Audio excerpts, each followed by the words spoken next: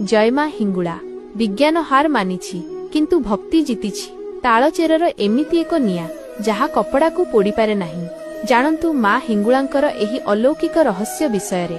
आसंता मार्च 31 तारिख रे आरंभ हेबाकु जाउछि विश्व प्रसिद्ध हिंगुला यात्रा।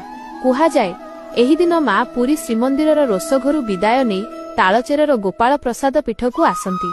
सबुठारु आश्चर्यर कथा हेउछि मां केउठी प्रकट हेबे ताहा केही जानंती नाही। यात्रा पूर्वरु मां निजे स्वप्नादेश दे स्थान बतांती। एही 9 दिन पर्यंत मां अग्नि रूपरे भक्तंकु दर्शन दियंती।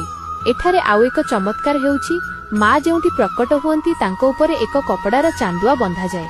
नियार शिखा एते उपरकु उठे जे चांदुआटी पोड़ी जिबा कथा, किंतु मांक महिमारु सेही कपड़ाटी सामान्य कला मध्य पड़े नाही। एहा विज्ञान पई आज भी एक बड़ प्रश्न।